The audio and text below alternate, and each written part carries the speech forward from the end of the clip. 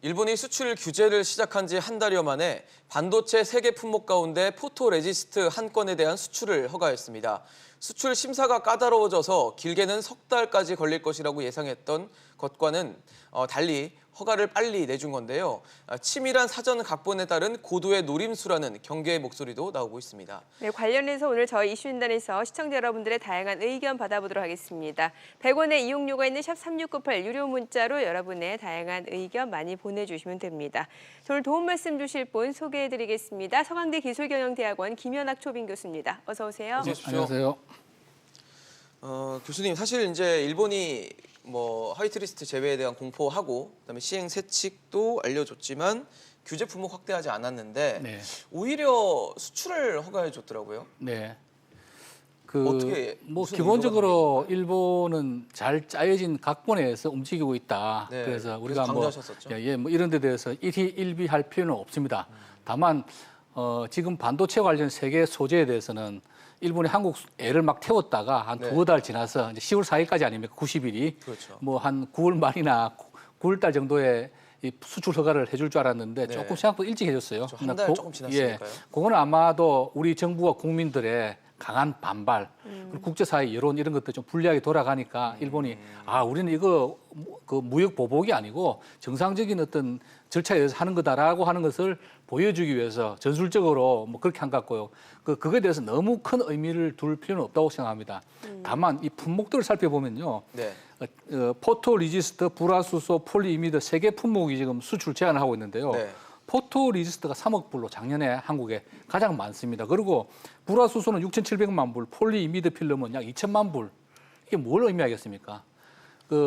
전체 한 4천억 중에서 3천억 정도 이상을 달하는 가장 큰 단일 품목으로 가장 큰 포토 리지스트를 수출했단 말이죠. 그렇죠. 네. 그거는 아마도 일본 업계가 가장 자기 액수로 보면 가장 타격이 크니까 네. 내부적으로 반발이 가장 심하지 않았겠는가. 그래서 세계 품목 중에서 상대적으로 액수가 적어서 어쨌든 한국 입장에서 보면 반도체 입장에서 보면 다 필요한 소재들인데 액수가 큰 것들을 먼저 풀어줬다고 하는 거는 일본이 이미 자기 국내 업체의 반발을 의식하지 않았나. 저는 그렇게 보고요.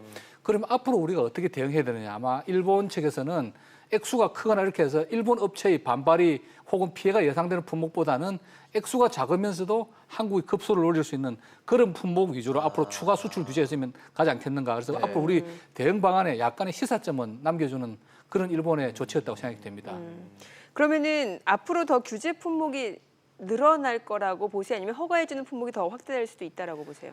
일단 일본은 이건 무역 보복이 아니라고 지금 예. 주장을 하고 있기 그렇죠. 때문에 이 3개 품목에 대해서도 제가 생각할 때는 10월 이전에 네. 9월 말에 대해서 어느 정도 수출 허가는 해줄 걸로 봅니다. 예. 한국 반응을 보면서. 그러니까 네. 이제 지금 문제가 되고 있는 정용공 이슈에 대해서도 한국이 조금 더 진전된 안을 들고 오느냐 아니면 한국 측에서 또 다른 강한 일본에 대해서 무역 보복을 한다든지 그렇다고 한다면은 일본 또 재반박을 하겠죠. 그런데 한국에서 저는 한국 정부가 지금은 대처를 잘 하고 있다고 보는 것이 말로는 성명은 되게 강하게 나왔지만 실질적으로 한국 정부에서 일본의 무역 조치를 취한 건 아직 없습니다. 보복 네. 조치를. 민간 단체에서 불매 운동이 지금 타격을 주고 있는 것이고요. 네. 그래서 이렇게 메시지는 강하게 하면서도 실제 한국 정부 행동 옮기는 것을 굉장히 신중하게 하고 있거든요.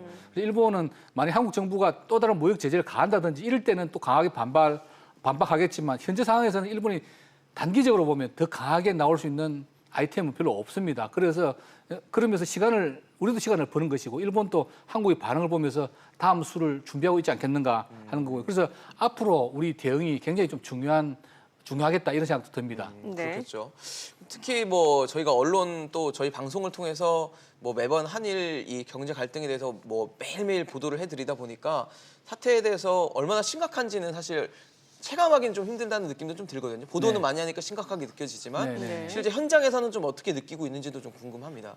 그러니까 아직 실질적으로 우리한테 피해가 들어온 것은 없습니다. 예. 왜냐하면 어제 보도도 나왔지만 일본 정부에서는 삼성전자의 반도체 소재 재고까지도 다 파악했다는 거 아닙니까?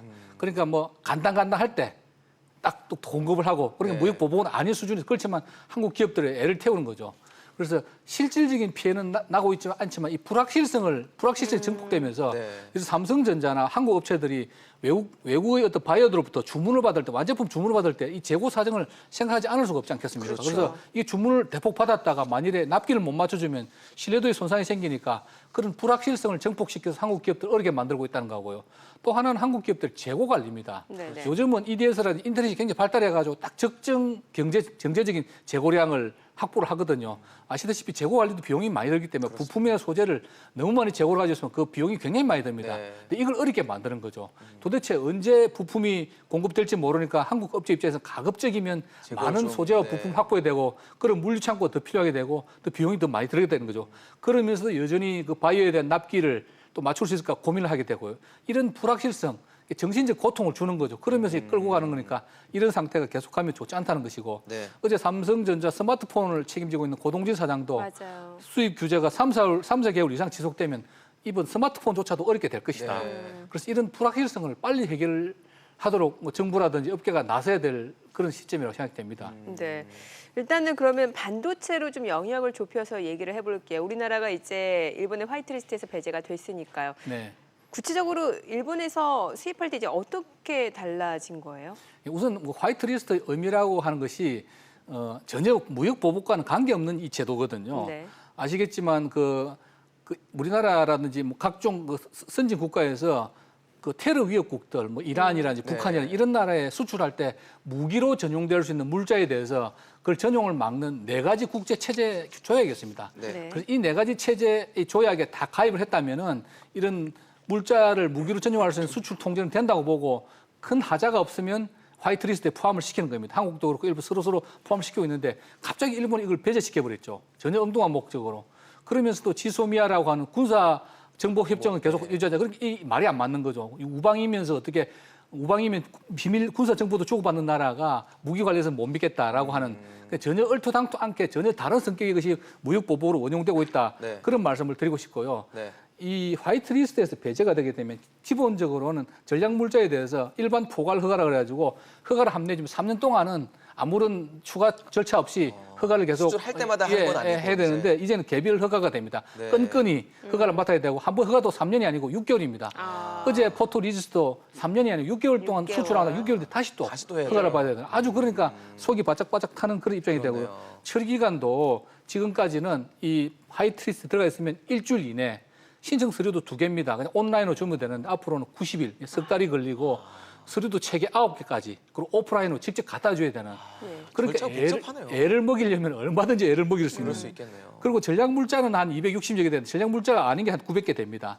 그거는 이제 그 비전략 물자에 대해서 규제가 없는데 이번에 캐치홀이라는 제도가 있습니다. 캐치홀이라는 제도는 뭐냐면 비전략 물자를 하더라도 내가 마음에 안 들면 이걸 또 개별 심사를 받을 수 있게끔 그건 정말 일본 정부의 의중의 마음대로 그렇죠. 자의적으로 캐치홀 제도에 적용시켜서 할 수 있는 거죠. 그래서 사실상 1,200개 전략 일본에 수입되는 부품 소재 전부 다가 규제 대상이 될 수 있는. 네. 그래서 아까도 말씀드렸지만 이런 것들이 당장은 일본은 지금 세계 품목만 가지고 규제를 하지만 언제든지 품목은 늘어날 수 있고 그 수입 허가를 90일 동안 질질 끌면서 수출 허가를 질질 끌면서 한국 업체에 재고 관리 어렵게 하고 또 주문 받는 것을 아주 어렵게 하는 그래서 한국 업체를 골탕 먹일 수 있는 그런 소지가 앞으로 남아 있는 것이죠. 어떻게 보면은 일본에 의해서 우리가 막 애가 탈 수밖에 없는 상황이다 그러게요. 보니까 네. 우리 정부도 지금 추진하고 있는 게 이제 국산화를 네네. 비롯해서 탈일본화, 일본에 대한 의존을 낮추기 위한 뭐 여러 가지 전략들하고 시행을 하려고 노력을 하고 있는데 그렇죠. 지금 이 탈일본화, 특히 기업들 같은 경우는 어느 정도 좀 진척이 되고 있다고 보십니까? 그래서 사실 그걸 제대로 알고 있는 사람은 대한민국에 아무도 없을 겁니다. 각 기업 안에서 비밀로 공유를 하고 있겠죠. 그러니까 예를 들어서 삼성전자가 수입하는 물품에 대해서 삼성의 최고 경영진 수합에서 알고 있겠죠. SK는 SK도 알고 있고. 그런데 그렇죠. 지금 어느 정도 드러난 것은 반도체 관련 3가지 품목입니다. 네. 3가지 품목 중에서도 포토리지스트 같은 경우에는 단기간에 국산화가 어렵다고 하는 것이고 네. 불화수소라든지 폴리이미드 필름에 대해서는 앞으로 한 1년 이내에 국산화 가능하다, 해볼 만하다. 그러니까 1,200개 불등에 떨어진 이 3가지에 대해서도 가능하다고 생각되는 부분이 있고 불가능하다고 생각되는 부분이 있는데 그렇죠. 1,200개 부분 아직 발등에 불이 떨어지지 않지 않았습니까? 네네. 이게 어느 정도 파급 효과를 미칠지는 그 알 수 있는 사람은 아무도 없죠. 물론 여러 가지 전문가들이 나오셔가지고 이런저런 이야기도 하시 뭐 긍정적으로 이야기하시는 분도 있고 부정적으로 이야기할 수 있는 분도 있는데 사실은 뭐 그분들은 나름대로 최선을 다해서 뭐 예측을 하는 거지만 자기가 당해본 사람, 그 직접 기업의 담당자가 아니면 그 모든 품목에 대해서 다 알기는 어려운 거고요. 쉽게 말씀드려서 국산화가 조기에 가능한 품목도 있고 어려운 품목도 있고 막 섞여 있다고 볼 수밖에 없는 거고. 그다음에 이제 국산화 기술 개발이 가능하다고 해서 그게 바로 또 상용으로 경쟁력 있는 부품이 되느냐는 건 또 다른 이슈거든요. 그렇습니다. 그래서 사실은 저도 경제연구소라든지 업체에 있는 지인들 많이 만나보면 네. 내부적으로 고민을 많이 합니다. 아, 근데 예. 지금 어쨌거나 국가적 분위기는 열심히 잘해보자는 분위기인데 너무 또 부정적인 이야기를 꺼내기도 어려운 그런 상황이고 기업들 고민이 많습니다. 네. 뭐 사실 대표적으로 삼성전자 지금 이재용 삼성전자 부회장이 비상 경영을 선포하고 이제 사업 전반을 챙기고 있고 고동진 앞서 말씀 주셨다시피 고동진 사장도 이대로라면은 스마트폰 사업도 좀 힘들어질 수도 어렵다. 있다 네, 이렇게 지금 현실을 인지하고 있잖아요. 네. 어떻게 삼성전자는 지금 잘 대응을 하고 있다라고 보세요? 근데 이제 사실은 언론에 크게 노출이 안 됐는데 네. 며칠 전에 삼성전자 반도체 부분 수뇌부가 온양 캠퍼스에서 만나가지고 네네. 흘린 이야기가 있습니다. 뭐냐면 삼성전자가 수입하는 일본에 수입하는 소재나 부품이 모두 220가지라고 그럽니다. 네. 이 부분에 대해서 전면 수입선을 일본에서 다 제3국으로 돌리거나 국산화하겠다. 저는 이게 한국 정부에서 지금까지 발표했던 어떤 조치보다도 삼성전자의 이 전략이 일본 정부에 가장 충격과 당혹을 줬을 거라 생각됩니다. 전면이라고요? 전면적으로 220개. 그러니까 어떤 정도 이야기가 나오냐면은 그냥 제3국에서 수입하는 것이 아니고 제3국 업체가 그 소재나 부품을 위해서 일부 원료를 일본에 갖다 쓰는 거 그것도 우리는 안 된다. 그러니까 아예 일본에 대한 100% 의존도를 일본 의존도 안 재팬 하겠다? 프리를 선언한 겁니다. 물론 많은 시간이 걸리겠죠. 그렇겠죠. 근데 뭐 제가 사실은 삼성이 일본에 수입하는 소재나 부품이 전량이 얼마인지는 발표를 하니까 알 수가 없지만 예. 추산해 볼 수는 있습니다. 이번에 세계 소재가 한 4천억 정도 되거든요. 네. 일본의 수입 규제한. 그래서 220개에 대해서 한 건당 한 500억씩 잡아도 10조가 넘습니다. 11조가 되거든요. 네. 뭐 정확할지 모르겠지만 예를 들어서 삼성전자가 100억 달러 정도의 부품을 일본에서 사오던 거를 다른 나라에서 사오거나 국산한다 그러면 일본 아마 소재나 부품을 발칵 뒤집힐 일이거든요. 아마도 일본에서 굉장히 긴장하고 있을 거고 이런 어떤 선언이야말로 일본으로 하여금 지금 한국에 대해서 가하고 있는 무역 제재, 수출 규제에 대해서 다시 한번 생각해 보고 되는 굉장히 중요한 한 수가 아닌가 생각되고요. 근데 삼성이 이렇게 판단하는 이유가 있습니다. 왜냐하면 일본에서 이번에 뭐 무역 규제를 하게 된 것은 직접적으로는 징용공에 대한 한국 대법원 판결에 대한 불만이고 한국 경제에 대한 견제라고 하지만 보다 직접적으로는 삼성에 대한 견제라고 삼성은 판단하는 겁니다. 아시다시피 삼성이 일본 기업으로부터 기술을 배워서 세계 최고의 IT 회사가 됐거든요. 그렇죠. 그랬던 삼성이 지금은 일본 10대 전자업체 이익을 뭐 합친 것보다 더 많은 영업이익을 내고 있으니까 일본 입장에서는 얼마나 속이 견제되고, 쓰리겠습니까? 그렇죠. 그래서 이번에 핵심 소재, 반도체 핵심 소재 3개 사실 대부분 삼성이 수입하는 겁니다. 그래서 삼성 입장에서는 일본에서 우리를 견제하기 위해서 언제든지 또 다른 카드를 쓸 수 있구나. 차제에 많은 비용과 시간이 들겠지만 일본에서 수입하는 부품과 소재는 전면적으로 제3국으로 돌리겠다. 그래서 아마 저는 그는 국가적 입장에서 굉장히 바람직한 전략적 방향이고 일본에서는 아마 난리가 나지 않았나 저는 그렇게 생각하고 네. 있습니다. 일본이 둔 수보다 더 강력한 수로 삼성이 좀 대응이 나섰다라고 볼 수도 그렇죠. 있겠네요. 네. 사실 어제 이제 김상조 청와대 정책실장이 5대 그룹 부회장급 경영진을 만났고 이렇게 정부도 노력을 하고 있고 한일 갈등이 앞으로 어떻게 좀 해법을 모색할 수 있을지도 궁금하거든요. 네네. 이런 것들이 좀 영향을 줄 수 있을까요? 해법에? 근데 뭐 정부 당국자가 기업인을 많이 만날수록 저는 좋다고 생각됩니다. 다만 좀 부탁드리고 싶은 거는 언론 보도를 안 했으면 좋겠어요. 만나시되 만날 때요. 만나서 어쨌거나 만나는 형식만 보여주고 근데 사실 언론에 보도되고 그러면은 기업인들이 솔직한 이야기를 하기 굉장히 어렵습니다. 비공개로 만나서 정말 허심탄회하게 기업들이 당면하고 있는 문제점들이 뭔지 그래서 비공개로 하지 않았을까요? 모르겠습니다. 근데 이번에 만난다는 비공개로 사실 했더라고요. 자체가 일단 알려진 거 자체가. 알려졌잖아요. 그래서 저는 이런 많이 만나시되 예. 만나는 자체도 굳이 만남 자체를 발표할 필요도 없다고 보고요.